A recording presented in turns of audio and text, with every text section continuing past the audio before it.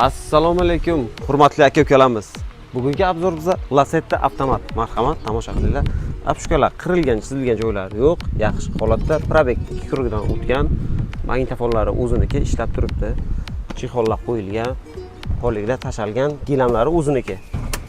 Yaxshi, bitta orqasini ham ko'rsating. Orqalan holati. Lyuklar ishlayapti, konditsionerlargacha ishlab turibdi, yaxshi, yomon emas. Gazi metan, zapaska tankratlari bor. Yaxshi, keling bu tomondan ko'rsating.